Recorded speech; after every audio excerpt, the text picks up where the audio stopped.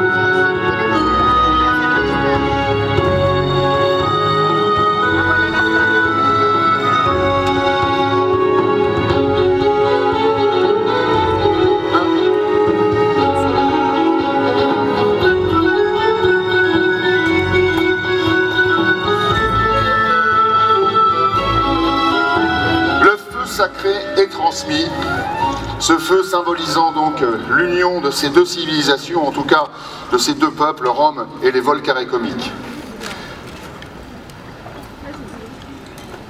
Le foculus, le feu sacré, est transmis. Nous allons maintenant assister à une danse ici sur le parvis, une danse romaine.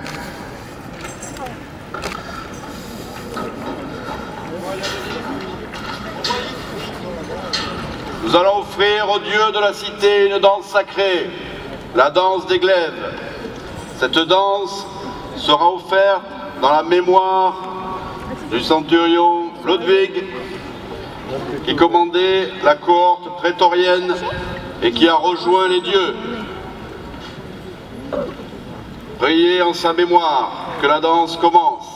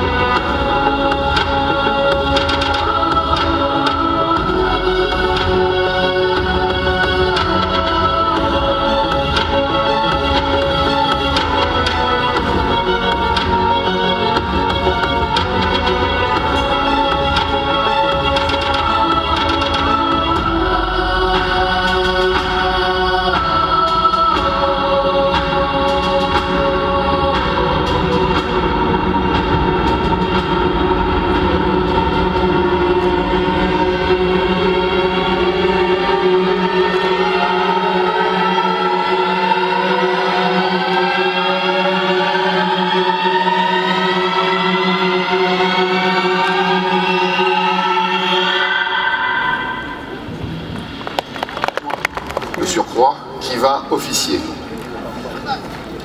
Mais auparavant, je vais vous demander à tous d'acclamer Caesar Trajanus Hadrianus, notre empereur. Salve! Salve Imperator! C'est Adrien qui est ça. C'est Adrien qui est ça.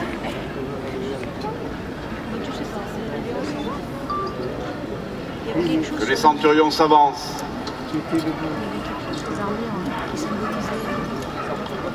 Centurion de la 13e Légion, à moi.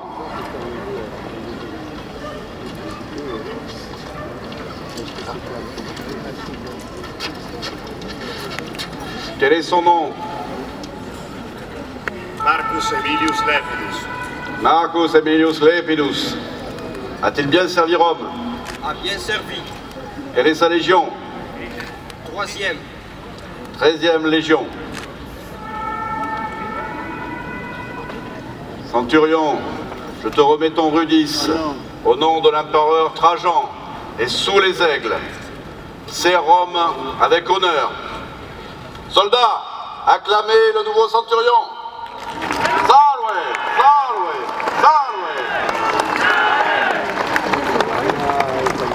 On est pas au point.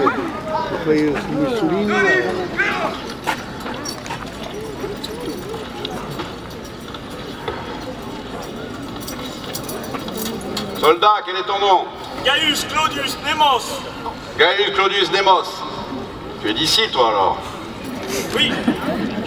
Un soldat glorieux de Démodus.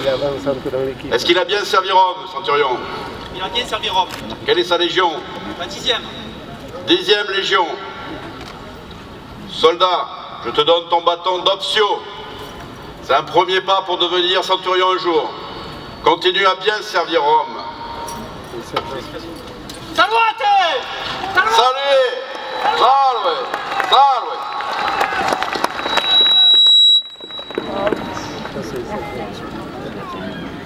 On lui a remis les emblèmes de sa nouvelle fonction. Le bâton pour guider les légionnaires. Le casque avec le cimier pour le distinguer. Un jour, cet homme-là sera centurion. Si les dieux le veulent. Dieu veut. Optio, centurion, tu as bien servi Rome. Tu es arrivé au terme de ton contrat. Tu as choisi de rejoindre la vie civile, c'est ton choix. Tu avais une belle carrière qui t'attendait. Et ceci dit, la loi de Rome est la loi. Je te remets ta mission honesta. Merci, général. Continue dans la vie civile à servir Rome. Merci, général. Général, voilà, en tant que service, j'aimerais avoir l'autorisation d'épouser une femme. Oui, laquelle? Tu veux épouser une femme, c'est ton droit maintenant. Tu reviens à la vie civile.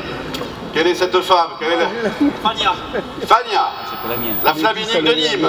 T'embête pas. Est-ce que l'empereur est d'accord pour que ce centurion revenu à la vie civile épouse cette Flaminique, cette grande prêtresse du culte impérial? L'empereur est d'accord. Acclamez!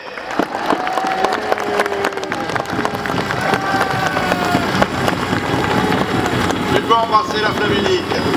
Elle sera bientôt ta femme. C'est ce qu'on appelle de une beaux prise de enfants à risque. Rome.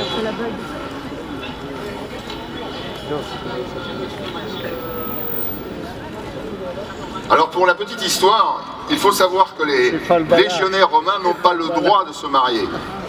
Leur service dure une vingtaine d'années.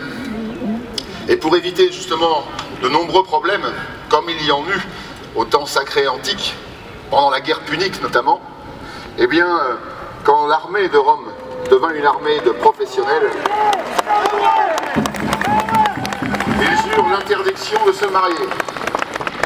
Et seul le retour à la vie civile leur permettait en fait de convoler en juste noces. Ce qui n'empêchait pas d'ailleurs les Romains de vivre en concubinage, officieusement, bien évidemment, avant l'honesta mission. premier de ces gestes, le premier de ces rituels, c'est d'abord de créer un espace sacré, un templum, ce qui plus tard va devenir pour nous, le temple, un édifice. Le templum est en fait un espace consacré au Dieu. Et cet espace, c'est le prêtre, un prêtre, qui va le créer. Non, c'est trop compliqué, il marche.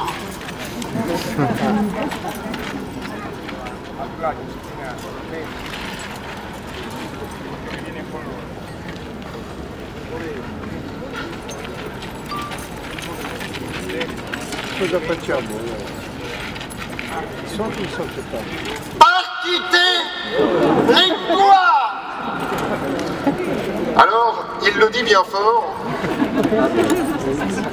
c'est justement pour qu'il y ait le silence. En fait, chez les Romains, le moindre tout-sautement, le moindre éternuement, le moindre cri perturbe la cérémonie. Car la cérémonie est en fait un appel aux dieux. Et s'il y a un bruit parasite, eh bien, les dieux peuvent être détournés de leur attention. Aussi, donc, à chaque fois qu'il y avait une cérémonie, le prêtre demandait à l'assistance de faire le plus grand silence.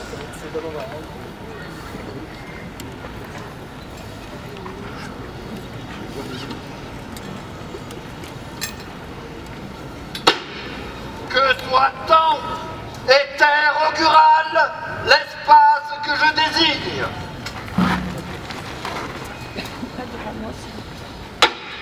Que soit temple et terre augurale l'espace que je désigne.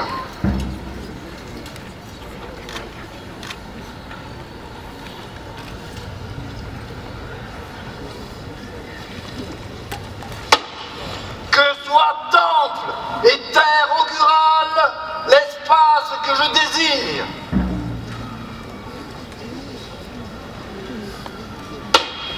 Que soit temple et terre augurale l'espace que je désigne.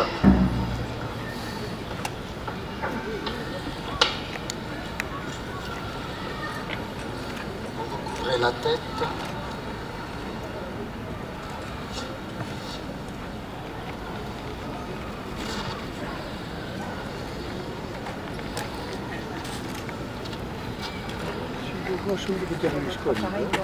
Non, pas devant moi.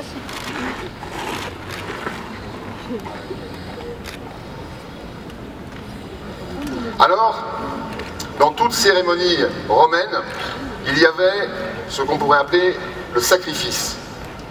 Ce sacrifice peut être de plusieurs types. Et d'ailleurs, plusieurs types de sacrifices pouvaient avoir lieu dans une même cérémonie. Il y a tout d'abord les sacrifices, on va dire, de libation, où le prêtre, avec sa main droite, tenant une patère, une sorte d'écuelle dans la main, va verser du liquide. Ce liquide peut être de l'eau, du lait, du vin, le verser sur le sol, afin que les dieux des enfers, les dieux des sols, soient également concernés par la cérémonie. Que l'on me porte le vin. Au hasard. Au hasard. Le 22 000. Les costières. Bonhomme, binôme, laïtificateur, minime.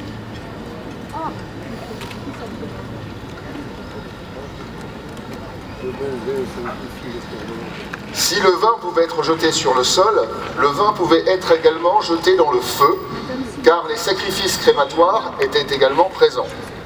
Dans ce feu sacré, on pouvait jeter, non pas des êtres humains, mais de la farine, du miel, de la laine, du lait, du blé.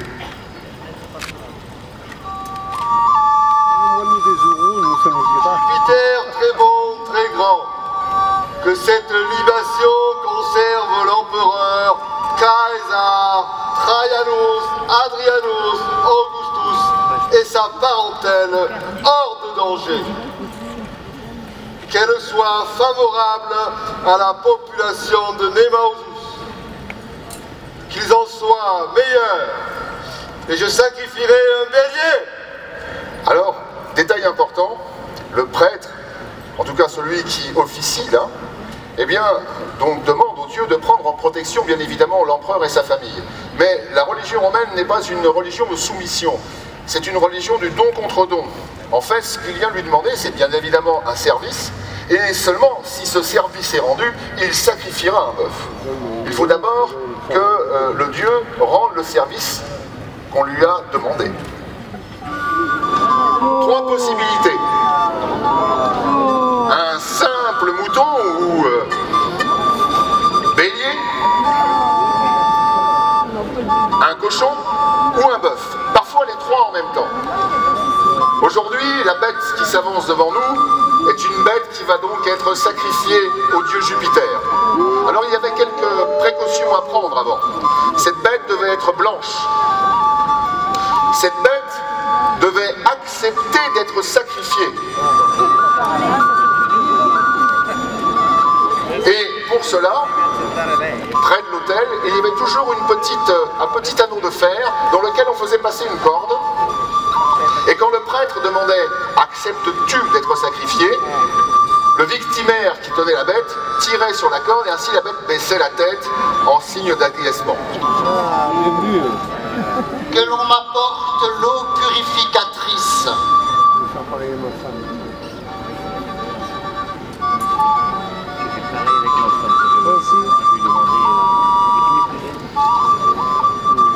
Cette bête va être augmentée. En fait, le prêtre va verser sur la bête de la farine sacrée, farine qui à Rome est préparée par les Vestales, une farine de blé grillé, mélangée avec du sel, qui va être répandue sur la bête. La farine sacrée s'appelle mola. Et le fait de verser cette farine sacrée a donné plus tard le terme d'immoler. Que l'on m'apporte le mélange de sel et de farine.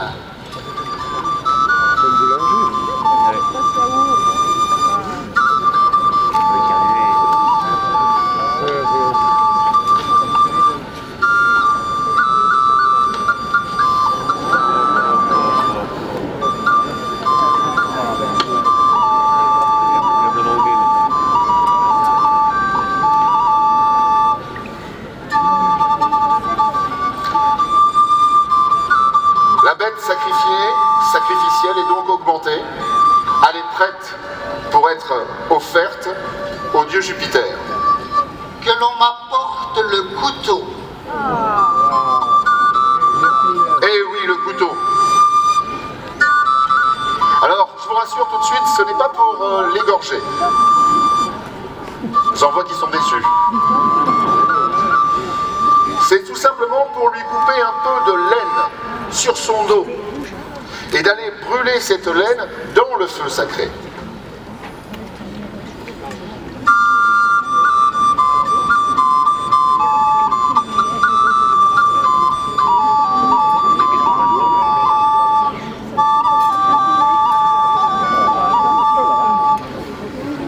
Ensuite, va enfin commencer le temps du sang. Alors, contrairement à ce que souvent on imagine, souvent les sacrifices sont représentés, on ne va pas égorger la bête comme cela. Non. On va tout simplement, dans un premier temps, lui fracasser le crâne. Ah, je vois enfin que le peuple de Nîmes retrouve ses racines. Et la bête donc va s'affaisser devant l'autel. Et c'est seulement à ce moment-là qu'on va lui remonter la tête pour lui trancher la gorge afin que le sang jaillisse en l'air et retombe sur l'autel. Alors là, c'est une petite bête. Question de restriction budgétaire. Mais imaginez qu'on pouvait faire la même chose avec une centaine de bœufs. La victime accepte-t-elle ce sacrifice? Oui. Oui.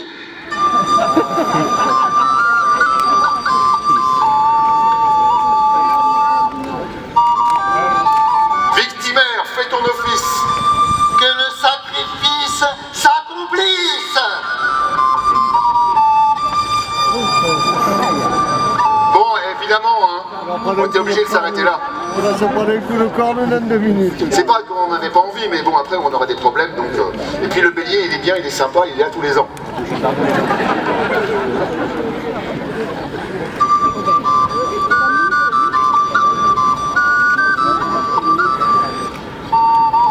Alors, avant de terminer cette cérémonie, 2 choses importantes. Une prière, une véritable prière. Alors cette fois-ci, une prière historique, archaïque, une prière en latin, avec un latin tellement archaïque que la plupart des Romains, à l'époque d'Adrien, n'en comprenaient plus vraiment le sens. Mais ce n'est pas grave, pour les Romains, comme c'était ancien, c'était donc vénérable. Voici une véritable prière en latin.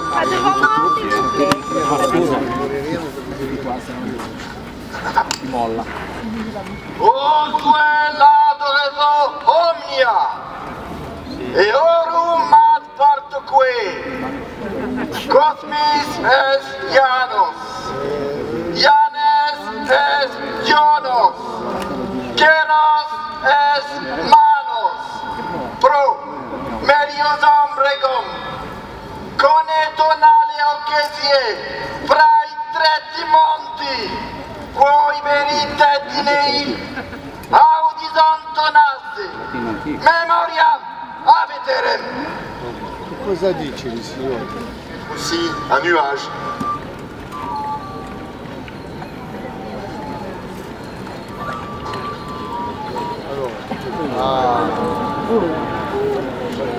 Les dieux ont répondu favorablement. Cette fête sera merveilleuse, digne de la grandeur de Nemosus.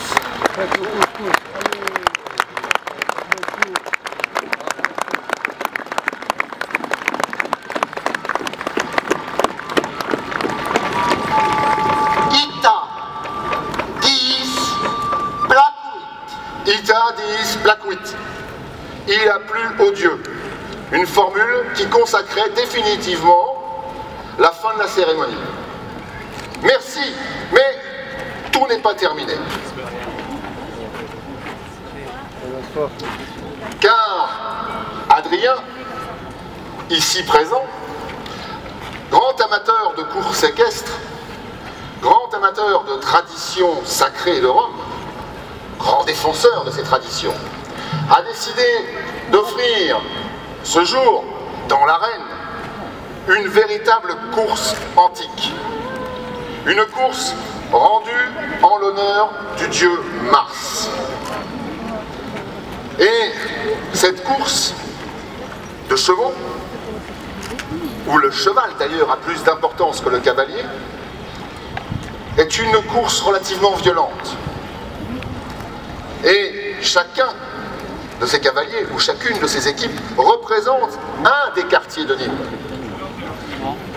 Le cavalier rouge représente le quartier du Temple et du Forum. Les cavaliers blancs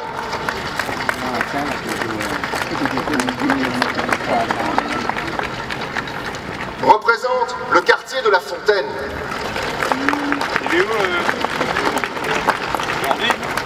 Et les cavaliers verts, le quartier des arènes.